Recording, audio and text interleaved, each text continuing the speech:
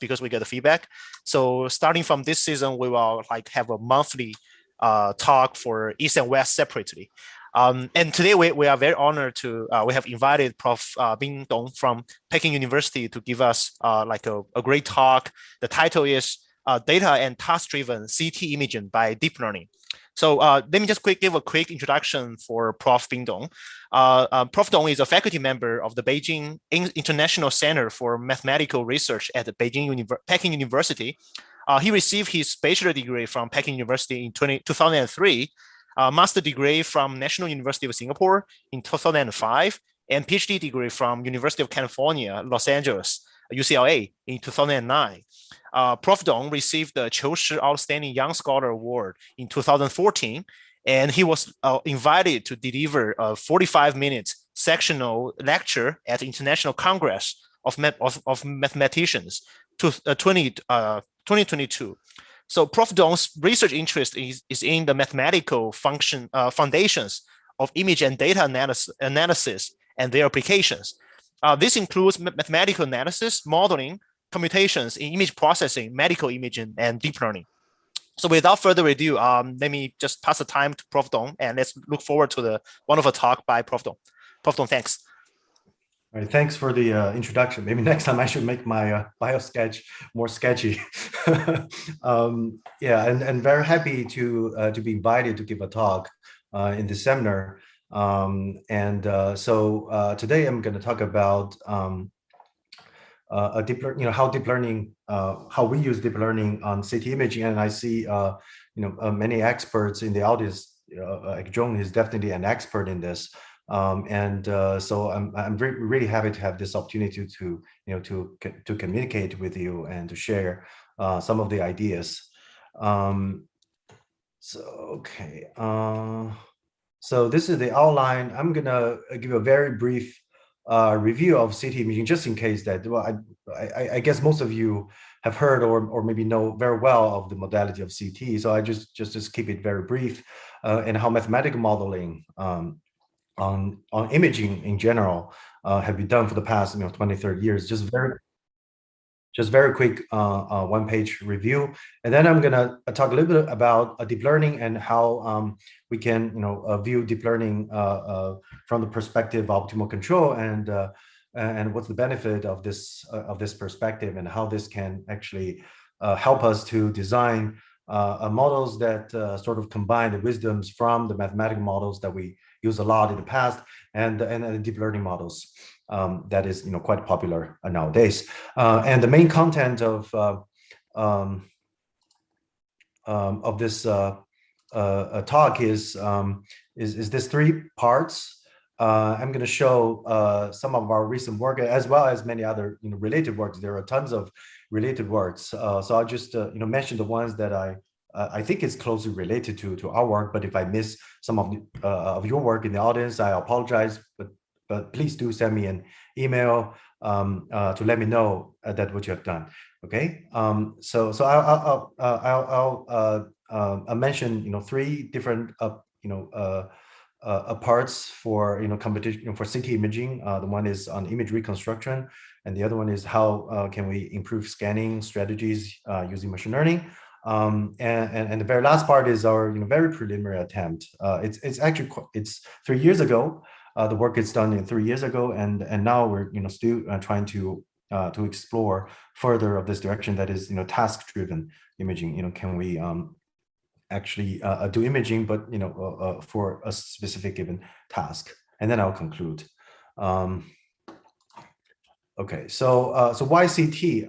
Among many imaging modalities, well, especially medical imaging modalities, we know MRI and also CT. So this is a table that I pulled from JAMA in 2018. Basically shows that CT is as well as MRI is a very important, very frequently used imaging modality in hospitals.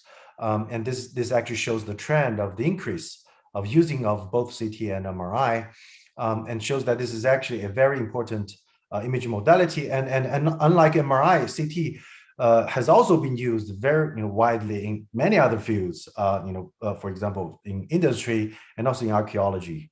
to scan fossils to reconstruct the 3D structures of a fossil. That's 2 examples of that.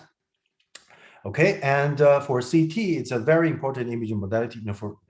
And the math foundation for that is the radon transform and also the reconstruction algorithms, leading to the efficient algebraic reconstruction of CT during the early days. Okay, but the main challenge, I think, is that the ill-posed nature of this problem, and that's how we design all kinds of regularizations to alleviate the artifacts that that may be caused by this ill-posed nature. For CT, and as well as many imaging modalities can be formulated or approximated by this linear inverse problem, where A is the forward operator approximating your imaging system, and U is the unknown image you want to reconstruct, and eta is some additive noise, and for some other imaging modalities, it could be multiplicative, and eta, in this work we assume it's additive Gaussian, but it could take other statistics as well. Okay, and F is the data that you acquire from your machine, and you want to reconstruct this U.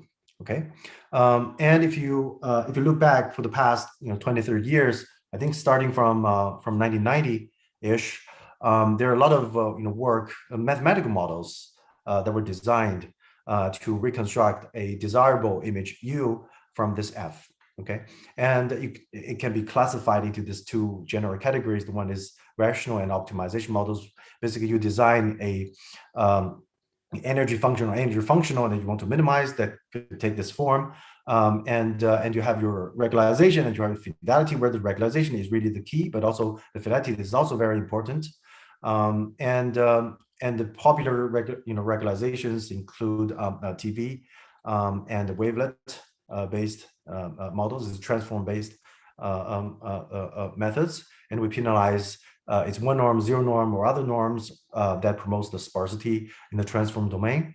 And we have many other very elegant mathematical models, include total generalized variation, low rank models, non-local methods like non-local medians, BM3Ds, KSVDs, and etc. Okay, and another class of models is the PDs and also iterative algorithms. The popular examples of PDs includes the paradigmatic equations and also shock filters. Although these models were originally designed for image noising, but for example, for paradigmatic, you can easily adapt it to handle a general linear inverse problems. And they can be formulated into this evolution equation, and you take your initial reconstruction of your image as the initial guess, and then you evolve your PDE, and you stop at the proper time, and you need to design this function phi, and also you need to design the differential operator they want to include in this model, so that the first term give you desirable regularizations or geometric process of your data. And the second term is the fidelity. It's quite similar to the variational models.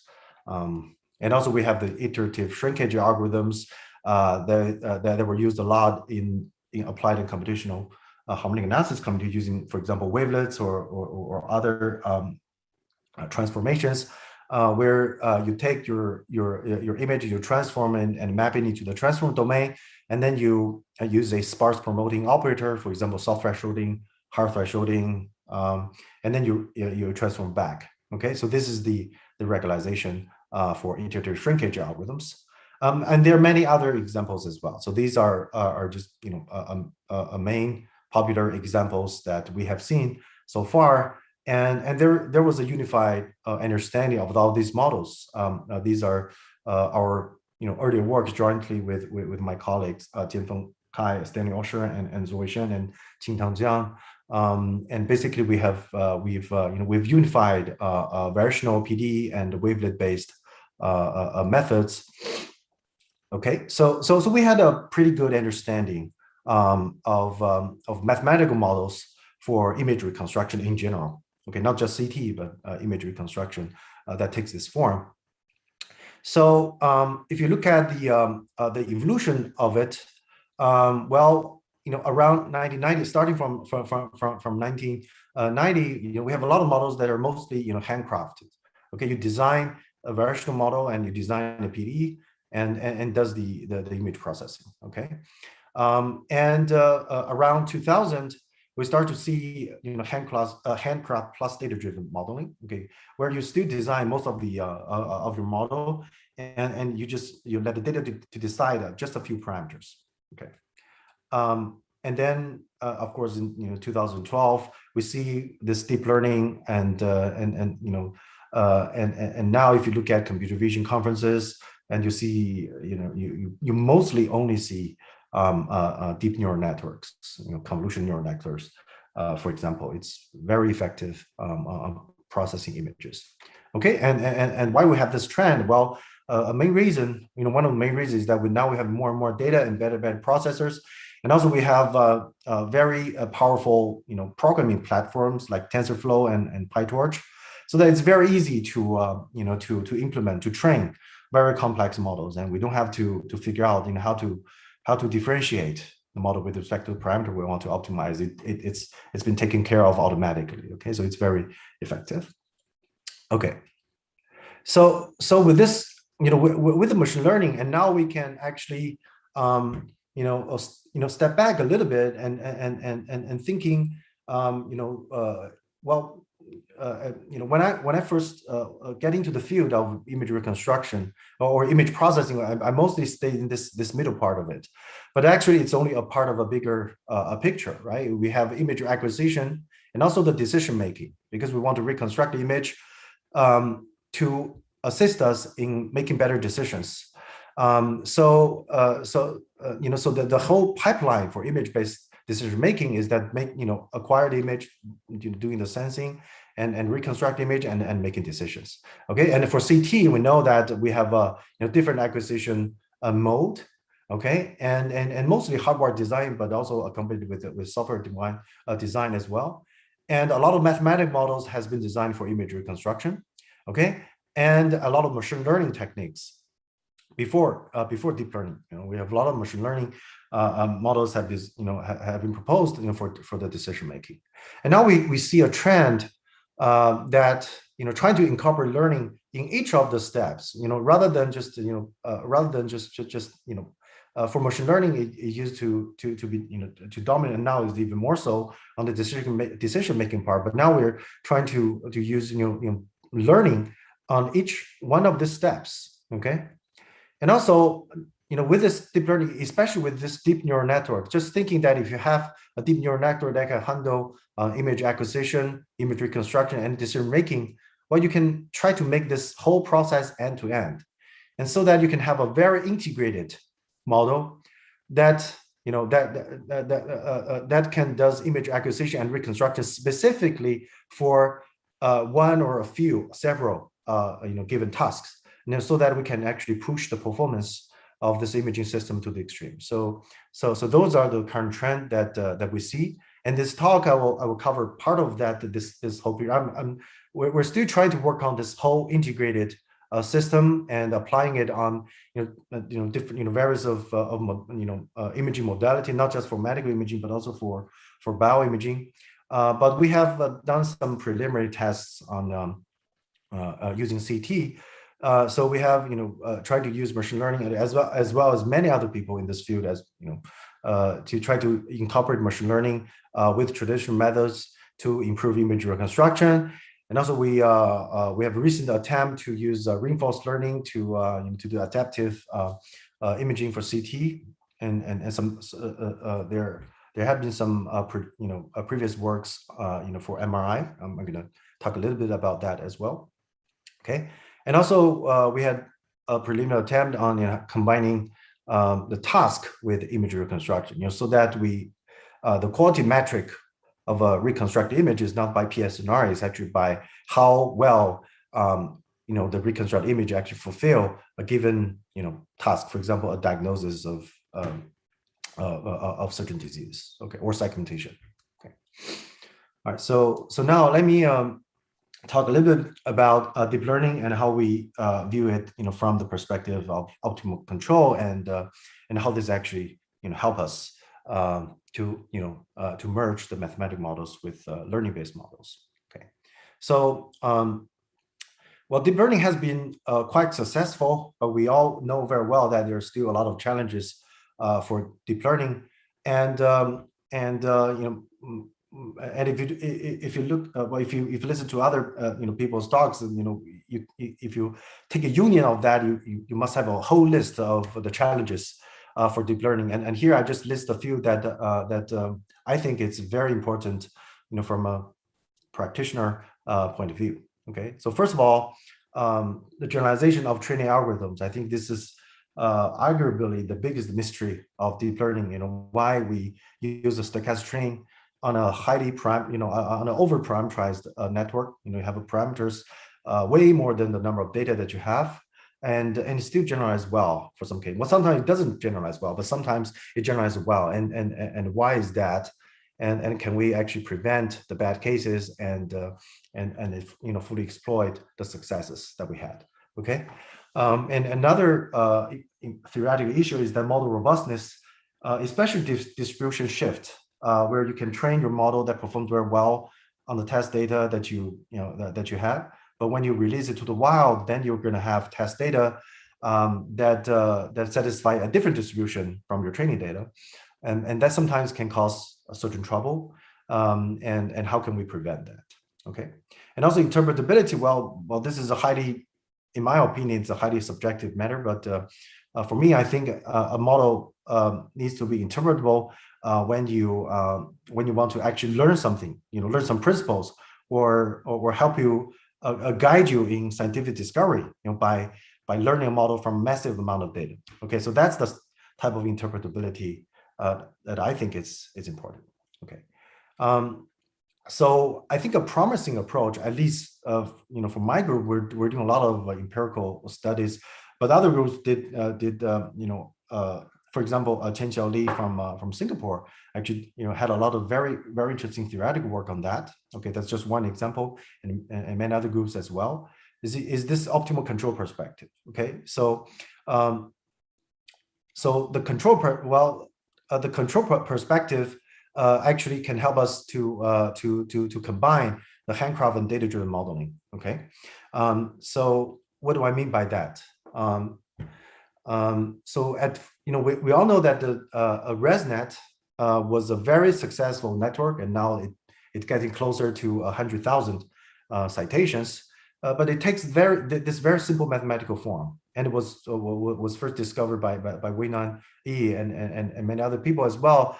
That you can, well, this is actually a Ford-Euler discretization of dynamic system. Okay, you can view it in that way. Okay, it's not precise, but you can actually think this bypass, understand bypass in this way, and then you can actually link at least training Resnet with optimal control. Okay, so you can write it mathematically in this form, where your initial data, that is the image you want to classify, for example, it actually passes through, it gets processed through this dynamic system, and at the end, you have your output layer, and then you just try to match with your label, and sometimes you have this running cost. Okay, for example, it could be the weight decay. You can formulate into this optimal control. All right, and later we found that well, not just the Resnet, and there are many other examples that the deep network architecture with bypass designs, with different bypass designs, can be viewed as discrete approximation of ODEs. And then we we make the hypothesis that, well, maybe we can just use numerical ODEs to design new architectures, and we did design a new architecture for image classification that worked better than Resnet. Okay, so basically this is now how we view it, is that we can view architectures as discrete ODEs. Okay, so that's one way that you can think of, and you can use discrete different schemes to design new architectures. Okay, so other than Resnet, we found that PolyNet, FractalNet, and RepNet can be viewed as discrete approximations. And also, when you train your residual network and you use stochastic tricks, to improve the results, to improve the generalization, for example, then you can actually you can actually prove that those discrete dynamics weakly converges to an SD, and so that training this algorithm, training this network can be viewed as a stochastic optimal control. And you can design, this is what I said, you can design a linear two-step method, okay, a very simple modification over the residual network, and it can improve over residual network on Imagenet. This was one of the examples, the tests that we did in our paper in 2018. Okay. All right. And now, if you have this, well, this discrete dynamic system can also be induced by optimization algorithms. And this turns out actually earlier than the residual network. I think the earliest work that I can find, well, maybe even earlier than that, before predates deep learning, is the work by Gregor and Lacan in 2010, where they use iterative self-thresholding algorithm at the architecture, and they do end-to-end training and to improve over the optimization algorithms that they compare with, like ISTA and also FISTA. Okay, and you can use other optimization algorithms for example, you can unroll an ADMM, and so that you can do MRI image reconstruction, and you can unroll a lot of other things as well. For example, it could be this architecture could be just an SDE, the training dynamics, and you want to optimize the step size, for example. Okay, and there are some very nice reviews, from the control perspective, and also about the unrolling dynamics. So these are some references. If you're interested, you can check this out. Okay, and also this dynamics could also be a discrete form of partial differential equations, right?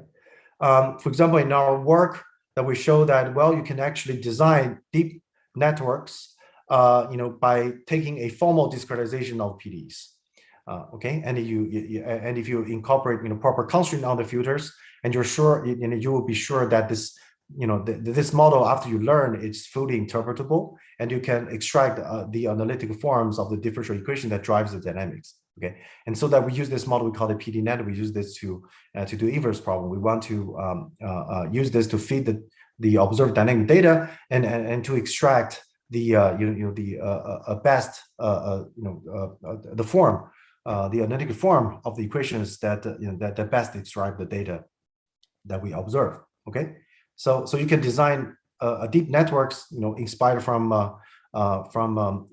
discrete form of PD. So basically, we explore the structural similarities between discrete, discrete differential equations to design, different architectures for machine learning tasks and also for inverse problems. And you can also use similar, ideas to design data-driven discretizations to solve PDs, like the paper, in 2019. And there was a very nice review articles on data-driven approaches for the inverse and the forward problems, by Simon Arich and his colleagues. Okay. All right, and there are many other works on along this line. Okay, so these are all these are the works that basically shows that we can, and also we have benefit of viewing deep deep neural networks as discrete dynamic systems, and also the training. We view the training as optimal control, and we can do a lot of things. We can actually borrow ideas from machine learning, to help us to improve scientific computing in general, and also we can actually use mathematical models, tools from optimal control, from numerical analysis to help us understand deep learning better. Okay, so with this control perspective, now we can actually put supervised learning, reinforced learning, and also meta learning all in this optimal control framework. Okay. This is a little bit more general than the one that I showed you on the previous page, where the other than just directly optimize the parameters of your control, this control can also be a parameterized. The function is a closed loop type of control that depend on the current state, and it's parameterized by another parameter theta. Okay, and this is a very typical model-based reinforcement learning and control. And it also includes, a typical, meta control or meta learning, and it takes many other different, variations as well. Okay, and here I asked my student to did a very simple experiment that you can see similar type of experiments on on the web as well. Okay, so we just trained a 50-layer Resnet on a 2-dimensional classification task. And we just visualize that how the data are actually being processed when it passes through this dynamics layer by layer, where you see that it actually tries to disentangle the data, and so that in the end, a very simple linear classifier would actually does a very good job and has a very good margin, and so that it generalizes pretty well. Okay, so this basically shows that we can actually use optimal control dynamic system to understand the deep nets and how it's actually processed the data, to interpret the data and to map it into, to disentangle it and map into a low dimensional space, and so that we can easily classify it in the end. Okay, so now let's move back to the main part of this talk, and I'm going to show you first, how we can actually combine ideas from deep learning and traditional methods using this this optimal control perspective, and we call this aerodynamics approach. Okay, all right.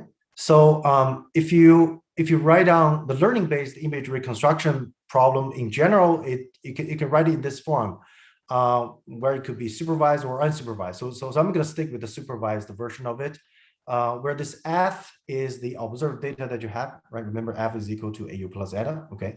And this F theta is the model, is a nonlinear model that processes the F and outputs and reconstruction, an approximate version of this U, and you have this, you want to match, minimize the difference between F theta F and U, okay? And you have certain regularization that you want to include, all right?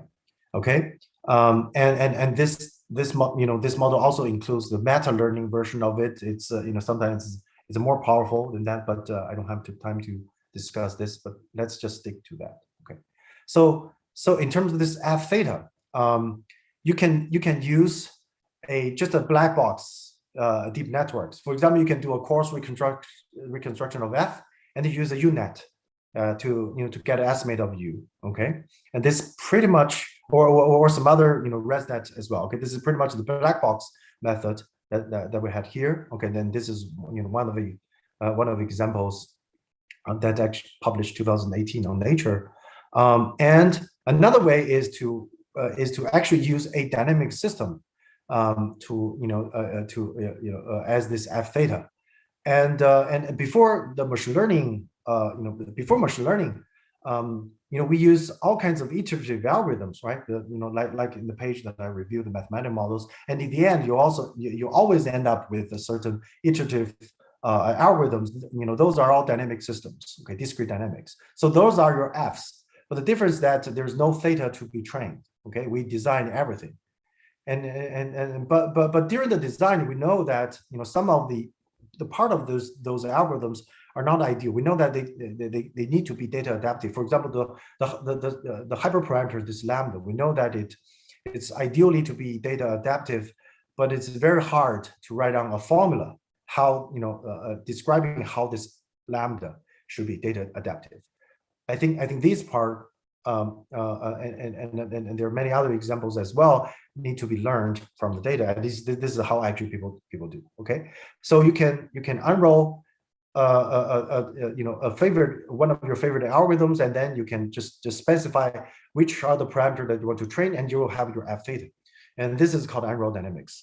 Okay, and this is actually the approach that I'm going to talk more about. But I know that there are many other people that are taking this approach as well, especially on the unsupervised and also self-supervised regime. Okay, they're quite effective. And I'm going to stick with the aerodynamics. Okay. All right. So this is the work that I mentioned by Greg and Lacan. They start with the ISTA and they unroll it and form a feed-forward networks, and then they do an end-to-end training, and in the end they get a very efficient algorithm that does sparse coding, and it's more efficient than, for example, the accelerated version of ISTA called FISTA. Okay.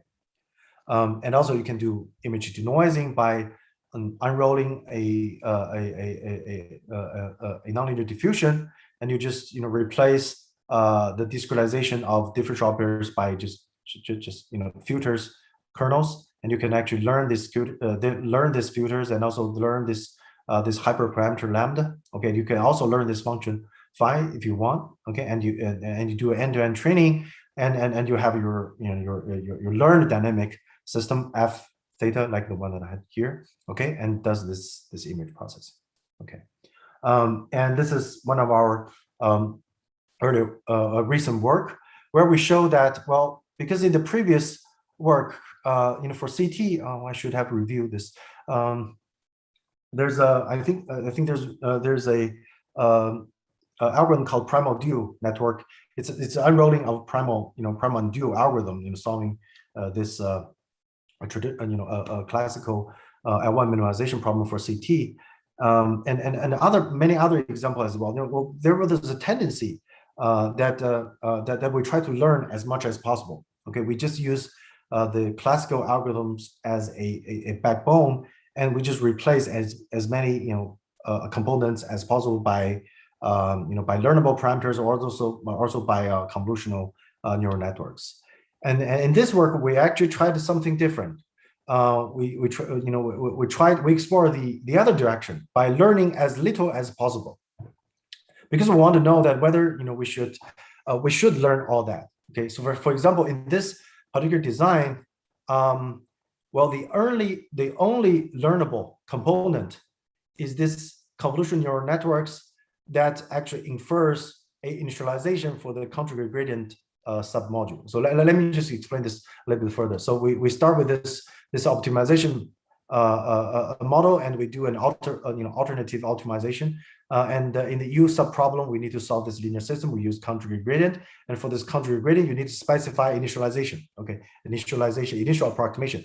Normally, we just set this to be the best available approximation of the solution. That's the natural choice, and it doesn't really hurt the convergence. It's a convex problem. Okay, but we can actually use a convolutional neural networks to infer a better initialization. Okay, and this, in our experiments, it showed that it does really help with the reconstruction and everything else, the hyperparameter gamma, the sparsifying transformation, and also the lambda. All of these are actually fixed manually.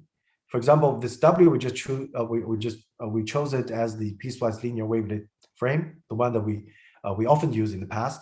Okay, and all, the only learnable component is in here. Okay, so it's a very lazy version of learning, because we don't want to learn too much. We just want to learn how to initialize the conjugate gradient in this U subproblem properly. Okay, and the advantage of this, we found that, is that it has a remarkable, at least in our opinion, it's a remarkable generalization. In terms of out of distribution data. Okay, so that means you can actually train on a data set, on a specific setting for CT, and without retraining, you can well generalize to other settings. It's better generalization comparing to some of the deep learning models that we compare with in this paper. Okay, all right. So so for CT, we have lots of different settings. For example, the number of views for sparse view reconstruct, number of views, and also different noise levels, even different noise types. You can directly transfer to different noise types as well. Okay, and also we train on AAPM. We directly test without retraining on pancreas. Okay, it's still similar, but it's a different. Well, it's acquired using different CT machines. Okay, and also it all generalized pretty well. We trained with 180 angles and directly generalized on all these other different angles and on different noise types and different data sets. And we compare with some of the deep learning model. They all the performance dropped significantly when you move gradually away from the from the setting from your training setting. Okay, and also, even though this model, when you use a UNet here, this model has tons of training parameters. Okay, it's tons of training parameters, 12 million, I think. But it's not data hungry at all. Okay, so this is just shows that when you reduce the training set to only 1% of this APM's standard training size, it performs still pretty well comparing to other learning-based methods. Okay, I think the reason is that we did very minor modification to the original algorithms, right? We only modified the initializations. Okay, even if this network does a terrible job, okay, well, this algorithm itself, the backbone network itself, can still process it and give you maybe not good, but still reasonable results. So I think this is one of the reasons, but we don't have a very solid understanding why this happened. Actually, this model was actually created by accident. At the beginning, we want to use a network that actually infers not the initialization of a country gradient, but also to just infers this W and also all these hyperparameters. In our paper, we actually did an ablation study.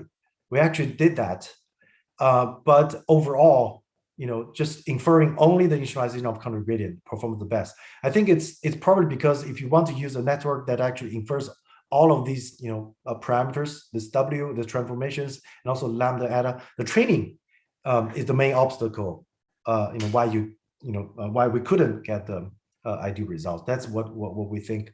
Why it didn't work very well if we want to learn as much components as possible. Okay. All right, and this is an experiment on the real data. It's another auto distribution test. Okay, and compare with the previous methods, and also the visually it performs the best. All right, and very recently, this is a joint work with Kevin Joe's group. We combined image domain reconstruction, the meta-ImageNet that I just talked about, with a projection domain extrapolation for limited angle reconstruction, and also as in the previous work, we specifically test the generalization of this network, beyond the training setting. For example, we trained on APM and we directly tested on COVID-19 and LIDC data sets. Okay, it has a very good auto distribution transferability. Okay, so let me just give a short summary of the routines that we're enrolling. Okay, so if you have a linear inverse problem to solve, okay, imaging problem to solve, maybe not just for CT in general, you just start with your favorite dynamics that you used in the past. Okay, if you have done this for for over 10 years, and you must have a bag of models and algorithms, and non-learning based mathematical algorithms that does image reconstruction pretty well. Okay, you just start with your favorite dynamics, and you need to identify the components that is hard to handcraft. Okay, those are the design bottleneck of your favorite dynamics, and to replace it by deep neural networks. But this is not as easy as it sounds. You need to specify the architecture and also what's the input and what's the output and how you should place it, connect it with your backbone model. And you need to pick a proper loss function and your training algorithms, and then you just close your eyes and hope for the best, but prepare for the worst, because we have done this quite often, and normally at the beginning it didn't work very well, and we don't know what's wrong with it, and that's why we really need a theoretical guidance on the training. Okay, and so that before we actually do a lots of tests with hyperparameters, with with different designs, we can sort of expect what we get at the end. Okay, so we have tons of choices of aerodynamics models, and we can select all kinds of different learnable components. But can we actually have a theoretical guidance?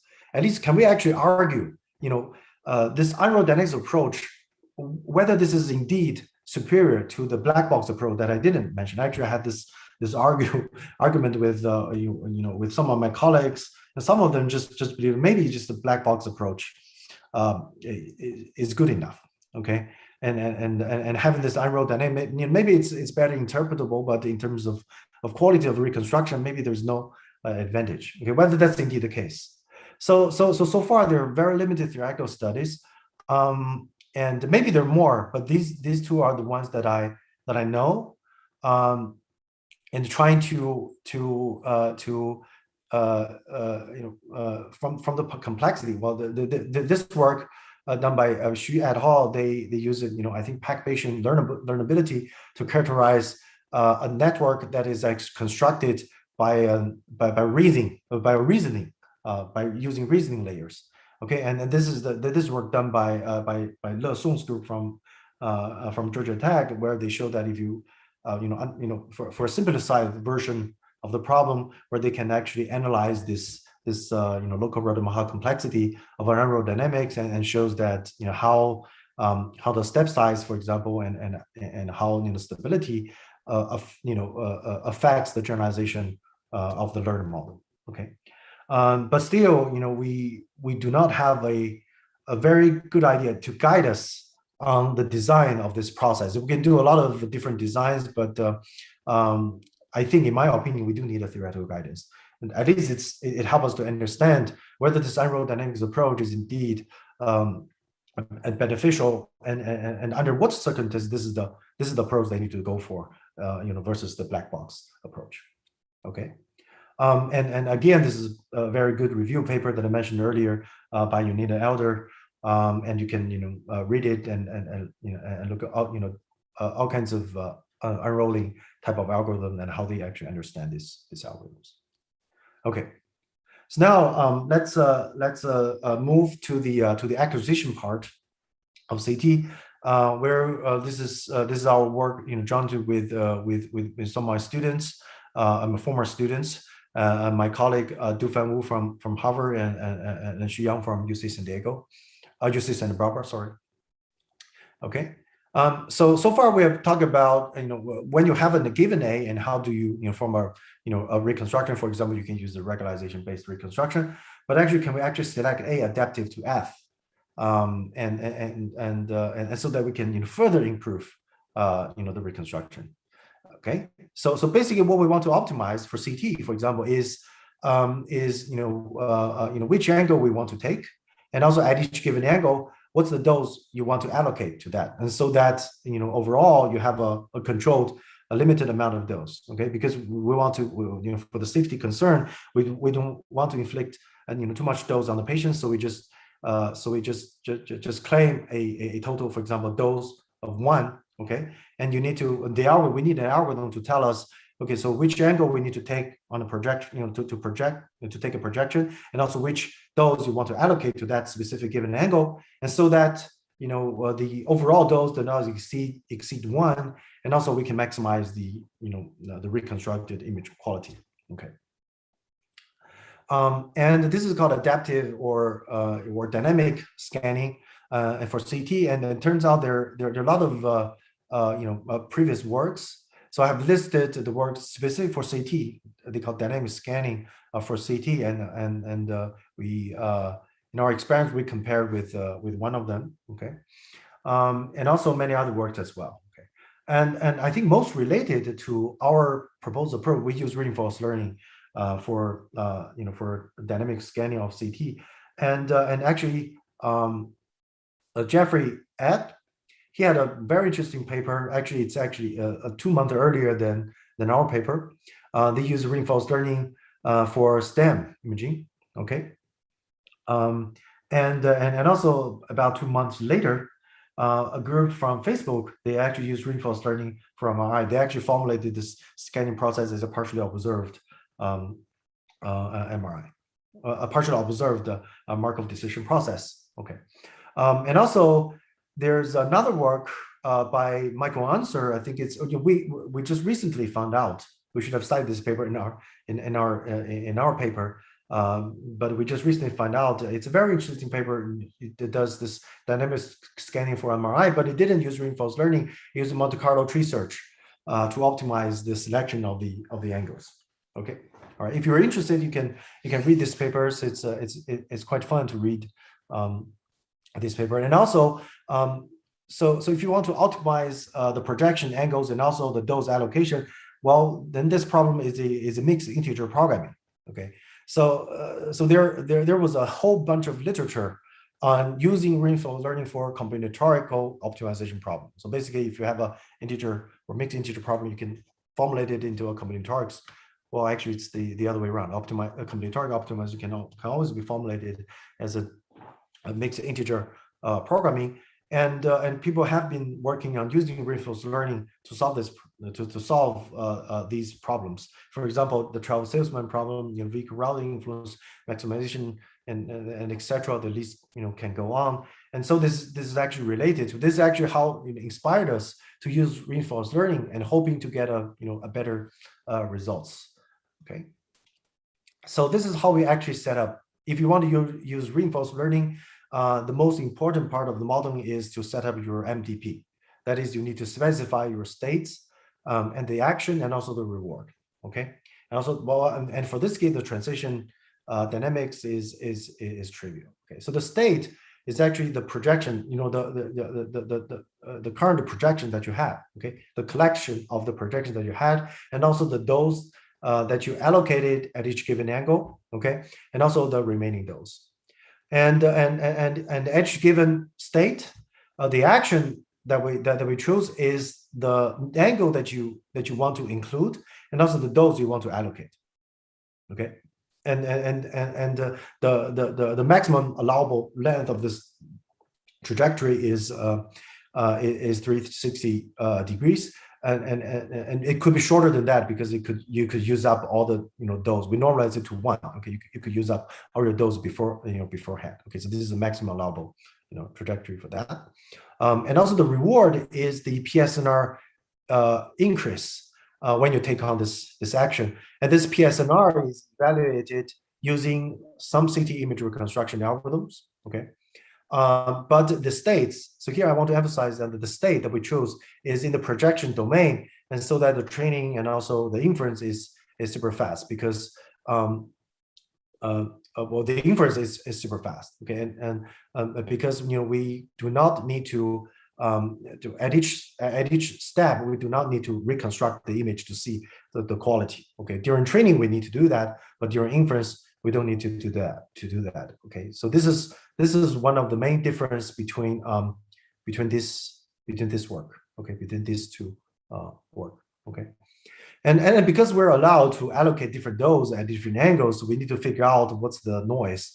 Because if you have a stronger dose, then the noise is lower, but you have a lower dose, okay, it's safer, but the noise is higher. So we use this simple expression to dynamically to calculate the dose that you have at each different angle during our simulations. Okay, and we use this sequential model LSTM as the policy network, but you can also use convolutional structures for the policy network as well. Okay, so so we trained on AEPM data, with 250 AEPM in the CT images, and we use PPO, proximal policy optimization for training. And during the evaluation of this reward, we use SART because, well, it's simply because it's fast. And we found that it doesn't really affect, but we need to do more serious testing as well. It doesn't really affect, the reconstruction, because you can train the scanning policy and you just directly use that scanning policy to improve different reconstruction algorithms. So you can see that the learned scanning policy is reconstructor agnostic, okay, at least to a certain extent empirically. Okay, so the testing is on other CT images as well, and we compared with the uniform sampling, with automated exposure control. This is a standard setting, and also with dynamic sampling, with entropy method, and also the proposed reinforced learning based method, and the reconstruction without retraining. We compare with SART, which is in the same as the training setting, but also with TV, with the frame, and also a pre-trained PreModule network. Okay, so this is the results, and we train on noise. I think we train on noise 2 or noise 1, and noise 2 is pure generalization to a stronger noise mode. And as you can see that for any given reconstruction. Okay, using reinforced learning always improves over dynamic sampling and also uniform sampling. Okay, and the margin of improvement is most significant when you use a deep learning model. Okay, we don't know why, but this is just what it shows. And the numbers here is you see is the average PSNR and the structure similarity metric among the 350 test image data. And this is some visual comparison of the reconstructed uniform, dynamic sampling, and also the reinforcement learning. And you see better reconstruction, of some of the details. And this is actually the angles compared to dynamic sampling. This is the angles that's selected by reinforced learning. It's interesting to see that it actually it does a little bit limited angling, but it does this because it doesn't really hurt the reconstruction, during the training. If this does hurt the reconstruction, the policy does, would not, make this such a selection. It will make an intermediate selection. Okay. And among all 350 different slices, and you can see that the number of angles selected, have these two clusters, and these two are the representative images of these two clusters, and you can see that the scanning strategy does differentiate, between different, type of images. Okay, you can see that, and this is just a distribution of the dose allocation. For different number of angles, it allocates quite differently. Okay. All right. So before I move on to the task imaging part, I do want to mention that there's a minor issue of the reconstruction, because when we directly just use all these methods, we did not take advantage, or we didn't take into account of that the noise level at different angles are actually different. So maybe a better improvement that we can have, better than this number, is to actually make the L2 fidelity term is actually weighted according to this a varied dose allocation, because we know this when we do this scanning, and you can see that they do varies a lot. Okay, so this is just a minor comment in case that you wonder whether you can actually further improve this.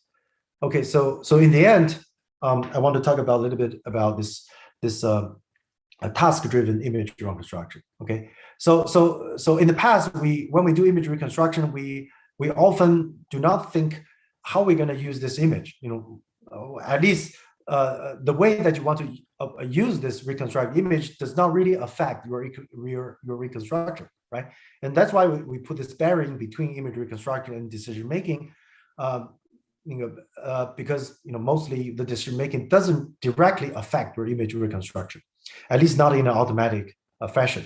Well, the problem with that is that, well, the raw data has more information. If you miss some information, especially crucial information, there is no way that you can actually recover that during the decision making stage. And also, a good quality metric, I believe, should be task dependent, right? Rather than PSNR, it's an overall quality metric, but sometimes it's too restrictive, right? Because if I only want to look at a certain given region, I don't really care how well you reconstruct the image in everywhere else. Okay, so can you actually make it task dependent and in an automatic fashion that can affect, improve on image reconstruction? So the question that we that we try to answer, at least when we start the project in 2017, is, can we actually make it end to end, and does it help? Okay, it turns out with deep learning, it's very easy to make this end to end, because we can use, for example, PreModule network, okay, or any deep networks that is a differentiable structure for image reconstruction, and you have all kinds of different choices of differentiable models for image reconstruction. You can just compose them together, and you can have an entirely differentiable structure for gradient training. Okay, so that's basically how this actually formed. We have this reconstruction, and you extract the patches, and you do the diagnosis, and you matches with the label that you have. Okay, so this is the task level, and this P is the raw data, the projection data. Okay, you can pre-train the reconstruction and also the diagnosis module, and you do a fine-tuning jointly. Okay, afterwards, and this does help Okay, the numbers are quite low because we weren't really trying to push to the state of art for nodule detection. So this is nodule detection using an online data set. But we just want to compare that if you combine reconstruction and diagnosis, it does improve on the diagnosis itself, and also it also gives you a task dependent your quality metric. So this is the intermediate image that you reconstructed doing this end-to-end training. When you compare it with the two-step method, you can see that, well, it's not as smooth as the two-step method, but it doesn't really hurt on the, it actually helps with the diagnosis. And if you compare it with the FBB, outside the lung region, it's actually even noisier than the filter back projection algorithm. Okay, and inside the lung region, it does a better job. It's because, well, the task is to do nodule detection. The algorithm knows that we're going to look at specific within the lung region, and we don't care what happens outside. So it actually groups the energy of the reconstruction into a better reconstructed image inside the lung region. Okay, so it actually does to some extent does this task dependent image reconstruction. Okay, and actually there were similar ideas proposed earlier by Gi Wang in his opinion paper. I think it's an opinion paper on medical physics, and also in computer vision, it's done by the research team of Thomas Huang and also Zhang Wang. They try to combine low-level vision with high-level vision task. It's basically the same idea. You just compose these two differentiable models and make it end-to-end, and then you have your low plus high level model. Okay, so now let me conclude my talk.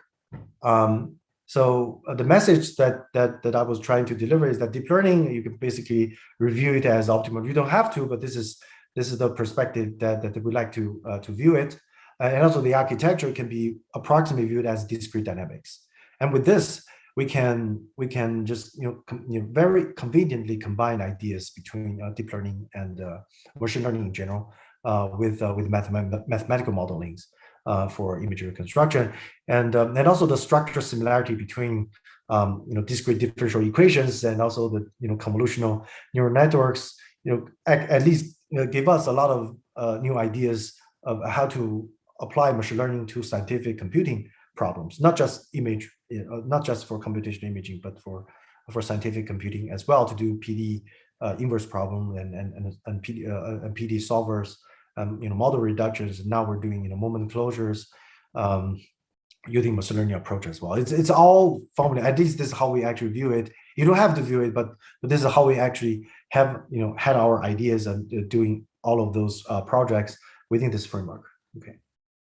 And also, if we want to really take a thinking end-to-end for computational imaging, that we need to, this is only my opinion, it's highly debatable, I'd like to hear your opinions as well, is to actually compose sensing, reconstruction, and image analysis into this integrated structure, and also combining with a hardware design that we can actually make the computational imaging more adaptive to the task that we have. Okay, but this obviously poses a serious challenge on how to do optimization. Normally, the analysis and reconstruction part, we have parameters that continues, easy to to optimize using gradient training.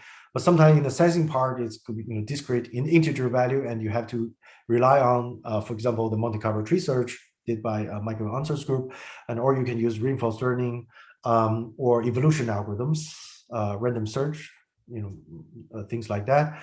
And also, can we have a theoretical guidance on all that? So this is all unknown. Also, can we do uncertainty quantifications? When I talk with people from bioimaging, they always ask me that you have this algorithm, can you prove under certain conditions that what you reconstructed, what you see is really there, to prove to have some theoretical guarantee, and also to do uncertainty quantification. That is when you see something, when you're not certain, but how uncertain you are. Okay, so this poses a lot of training issues, practical issues, and also theoretical issues. And this is actually our team are trying to work on with actually biologists and also medical physicists here at Peking University or Beijing in general. Okay, so this is what we want to go from heuristic to theoretical guidance for computation imaging, to automated end-to-end type of computation imaging. So with that, I'll conclude my talk, and thanks for your attention. Yeah. All right. Thanks so much, Prof. Dong. Yeah, I don't know. Somehow I cannot turn on my videos. Okay. Just let me try to reconnect. Oh. Sorry. I think it's a technical issue. But anyway, yeah. I don't know why. But anyway, so yeah, thanks so much for Prof. Dong for the nice presentation, nice talk. Really interesting.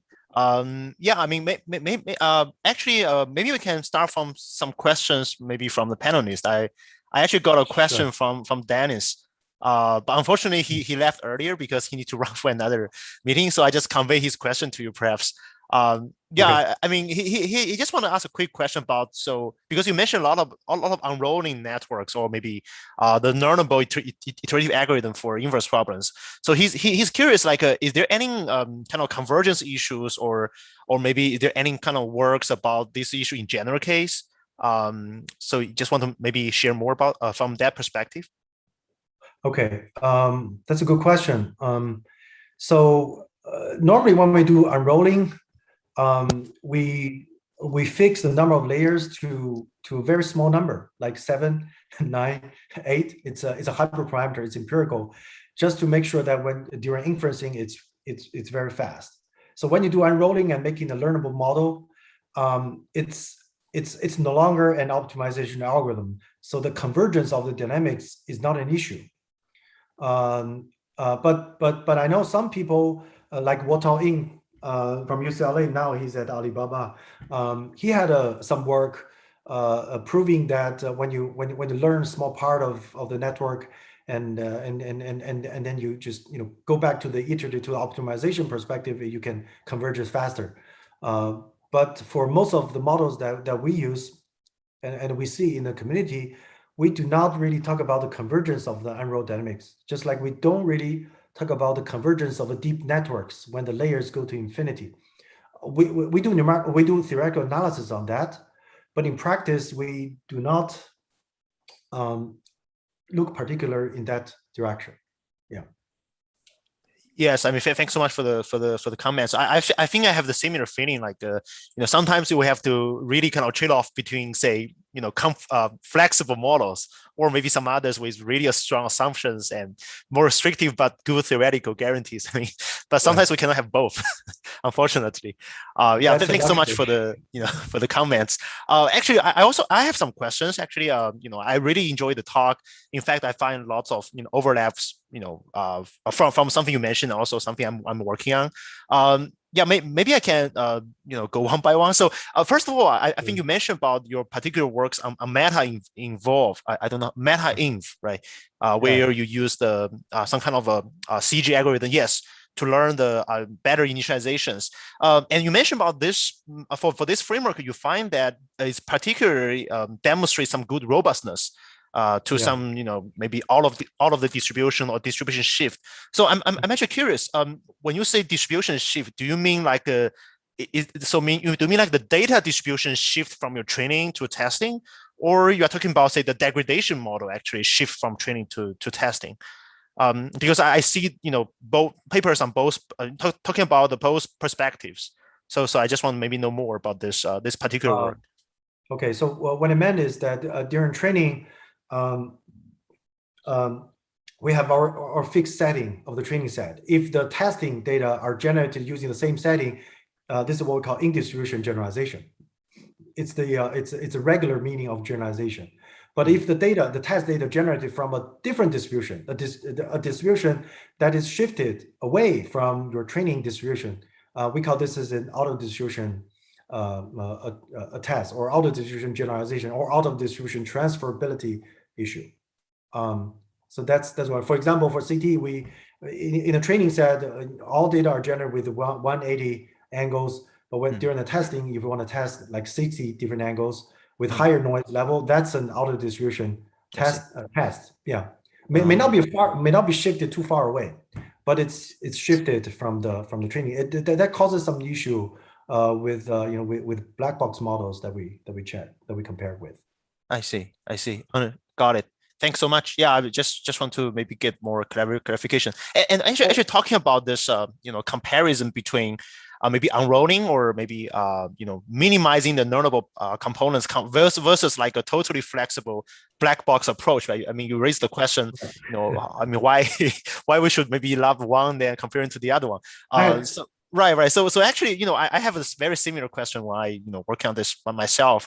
So I just want to maybe get your comments on the following conclusion, because I also ask myself, like, why should we bother about maybe unrolling, or we have to maybe start with some iterative algorithm, then make it deep or make it trainable, right? Well, one thing I find is maybe useful for some application is that I guess for unroll network or unrolling algorithm, it's much more easier. I mean, it's much easier than using a black box to say if you have some physical constraint, or maybe constraints that are true or maybe useful for some problems, right? And if you're talking about unroll network, how to incorporate that. Maybe you can, starting from the original loss function, you can maybe incorporate that, and doesn't really need to be trainable. But I find that's really hard for say a black box approach. Because end up with you don't really know which part is which. I mean, you totally lose the which part is trainable and which part is not. So I don't know. I mean, I do you consider that as an advantage, maybe for city or for some specific application?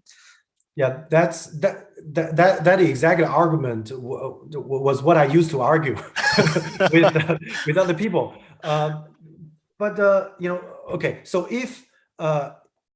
if you want interpretability, for example, I give a lots of dynamic data like what we did for PDNet. If you give me a lot of dynamic data, and if you want to fit it with the LSTM, it can fit better than PDNet, but you do not know what is the underlying physics or any principles drives the dynamics. But it's a black box model. It fits better. It gives you better generalization, better simulations in some cases, and you can make that general as well as better as well. But it does not tell you the principles hidden within the data. So if what you care about is the knowledge or the principles hidden in your data, then you have to use an aerodynamics type of model, right? Using a black model, it can give you perfect results, but it cannot tell you how you get the perfect results. But for some image reconstruction tasks, a good result is all we want. So that's why actually I had this discussion with Huiji from NUS. He says that he actually compared with aerodynamics approach, for this F. That's why I stop at this page. You just use a black box, a UNet, for example, or a Resnet for F, or a dynamic system that you unrolled and specify the theta that you want to learn. There's no essential difference between the two, very negligible, difference. So I think maybe in general that's true. But if the dynamics itself is what you're interested in, you want to learn something from the dynamics itself, then you need to have a fully interpretable or at least partially interpretable model, and I think aerodynamics is a good approach for that. Yeah, I agree. I have a related question for you. Can you hear me? Yes, I can. Yeah. So yeah, thank you. First, thank you very much for your very wonderful and extensive talk. And my question is actually related to the discussion you and BN was doing a little bit. So in fact, actually, there is another class of the machine learning approaches, which is not unrolled, which is, but it's very closely related to like optimal control problem. But there is some group of people working on like Langevin dynamics. I think you are familiar with those kinds of things, right? But I'm just wondering that, especially, for example, your PDNet seems to be very similar to the ODNet from those group of people who are working on the Langevin dynamics and etc. So I was wondering that, is there any kinds of like a difference between, what's actually the main difference, and what's the pros and cons of the both approach of unrolling versus those kinds of Yeah. Can you actually can you explain me a little bit about the differences? Okay, so let me first make sure the Langevin dynamics for image reconstruction is the one that I have in mind. Is the same as what you have in mind? Do you mean that using Langevin dynamics or the as a energy-based model generative model to generate, as an image prior, for image reconstruction? Is this what you have in mind? Yeah, and also like some energy-based model as well. Yeah. Okay. Well, I think it can still be described by this framework, but I need to think about it a little bit. So this F could be okay. So when you have a Langevin dynamics and assume that you have learned the score function from the data set, and in principle, it can actually generate realistic images by sampling a Gaussian, and make it conditional on the F that you observed. So you have a conditional generator, and they can actually does this image reconstruction, right? So if you use Langevin dynamics, you still use a dynamic system for F theta, and the only learnable part of it is the score function. So I think it's still within this framework. And the reason I think maybe we can use dynamic system to do maybe all machine learning tasks is because now, with the Langevin dynamics, we can achieve at least as well performance as GAN or VAE for image generation, right? It's the backbone of it is Langevin dynamics, and we just need to learn the score matching function as well. And the model is fully interpretable rather than just a deep convolution of networks and use this, this two-player game type of version of training. It seems not necessary at this point. Okay, and you can use dynamic system to do image reconstruction, and now actually, I did a little bit of test, but not very successful to use dynamic systems to just do image recognition. It's just a differential equations. Maybe we can just do image reconstructions with the dynamic system. I think Professor Jinchao Xu from PSU, he told me that he had some experiments using multi-grid networks. It's a network inspired by the dynamic system induced by the multi-grid method, and he told me that he can achieve a better results than all deep models except DenseNet on ImageNet. I don't know whether he beats DenseNet at this point or not, but at least I think with dynamic system, maybe we can just do all machine learning tasks or computer vision tasks. Okay. Yeah. I could be terribly wrong. Okay. Yeah. Thanks, John. Thanks, Prof. Dong. Oh, but I have one last very quick question because you mentioned about the task-driven or imaging or reconstruction in at last part of your talk, right? So, and you actually mentioned our paper, so just wanted to maybe ask your opinion because we actually work on this task-driven image reconstruction, but one actually the pain point we have is especially later, if you're talking about the whole end-to-end system, right? Pipeline of acquisition, reconstruction, maybe task, that won't give you like a really most likely give you like a hybrid type of loss or really complicated loss function. And so far, like I also see some other people are doing this, maybe for different inverse problems. But I don't really find a good way to kind of adaptively balance different terms in the loss function, and it's not really a part of the learning. So I feel that it's really not quite clear how we should come up with a systematic approach to formulate this one unified loss function for end-to-end pipeline. But I don't know whether you have any comments or experience on this. Well, that's an excellent question. I don't know because I'm still trying to figure this out. You have. Well, this is a little bit sloppy way of writing this.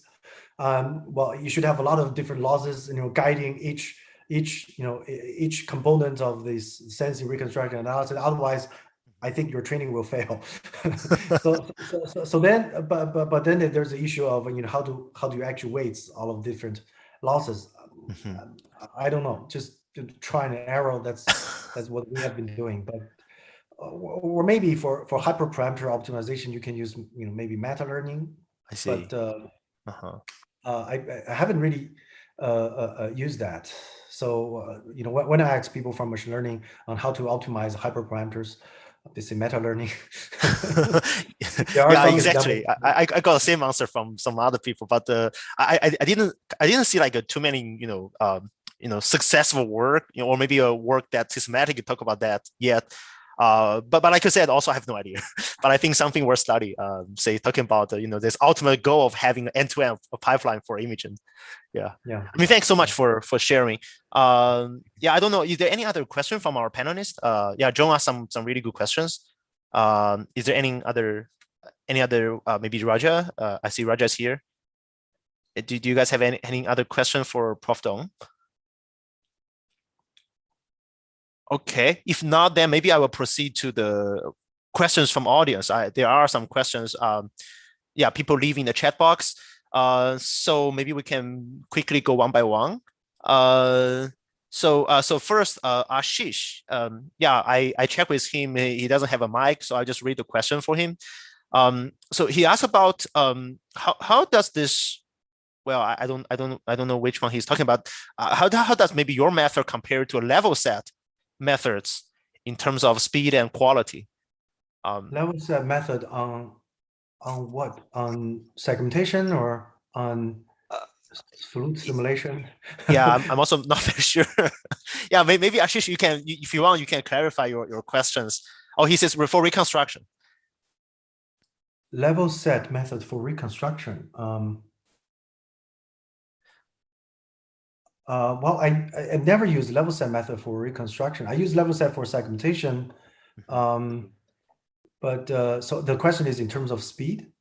Well, yeah, his question. Yeah, me too. I'm not very familiar with a level set method for recon, but he mentioned about like what's your view on the comparison between the two, maybe the two approaches in terms of speed and quality. Between the level set and the deep learning methods, or I think maybe okay. So for image reconstruction, in the past we designed variational models and then we use PD to solve it, and that will give a level set evolution, at least for segmentation. So because it's a gradient, so it's very easy to stuck at the local minimum. Actually, we had a Mikai paper last year where we use level set method for segmentation, but we use a UNet to infer a good initialization. So it's quite similar as the CG work. And I think in general, if you initialize very well, like the Chan-Visa model for segmentation, it's very fast. I think level set is, if you initialize well, it's very fast. If you initialize poorly, it will stuck at the local minimum forever. So that's the motivation why we use a deep net to infer on a good initializations.